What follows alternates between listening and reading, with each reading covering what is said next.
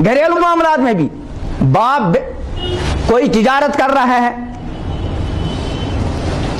छोटी मोटी तिजारत थी, अब उसका एक बच्चा बालिग हो गया, उसने अपने भाई का, अपने वालिद का हाथ बटाना शुरू कर लिया और आहिस्ता आहिस्ता पूरा तिजारत का निज़ाम किसने संभाला? बेटे ने। शरीयत कहती है कि मामला साफ करो, ये जो बेटा अब तिजारत को आगे बढ़ा इसकी हैसियत क्या है? कभी ऐसा होता है कि बेटे ने 10 लाख से 1 करोड़ तक उस मालियत को पहुंचा दिया, अल्लाह ताला ने उसमें बरकत दी और बाप बेचारा फारिग है, और इस बड़े बेटे के छोटे छोटे भाई हैं, उनको पढ़ाया भी किसने?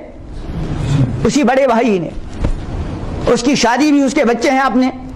अब इत्तिफाकन इस बड़े बेटे का इंतकाल हो गया जिसने 10 लाख से कहां तक पहुंचाया? 1 करोड़ तक। उसके बाद दादा जान का इंतकाल हो गया, तो ये जो 1 करोड़ की आमदनी है किसको मिलेगी? बतौर वरासत किसको मिलेगी? कोई सब नहीं कह रहे हैं। हालांकि ये शरीयत का इतना अहम मसला है, इतना अहम मसला है वरासत का, जिसको हदीस में निस्फुल इल्म कहा गया। हम जरा जरा से मसाइल में लड़ते और झगड़ते हैं और अपनी 1.5 इंच की मस्जिद अलग बनाते हैं, और ये जो अहम और बुनियादी मसाइल हैं, वरासत का मामला बड़ा नाजुक मामला है। तो दादा मर गया, शरीयत जो दादा की ये प्रॉपर्टी बतौर वरासत के मिलेगी इस बड़े बेटे को, वो तो गुजर गया पहले बाप की जिंदगी में, बल्कि अगर इस बड़े बेटे की अपनी कोई जाती प्रॉपर्टी होती उसमें से भी इसके बाप को हिस्सा, और अब अचानक दादा भी गुजर गया, तो इसकी ये सारी प्रॉपर्टी बतौर वारिस वरासत के किसको मिलेगी? इसके दूसरे बच्चों को।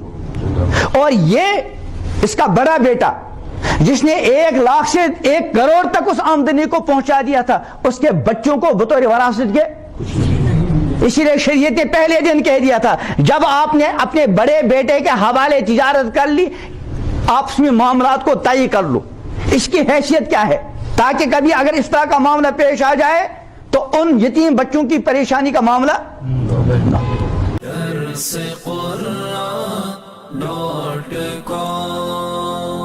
www.darsequran.com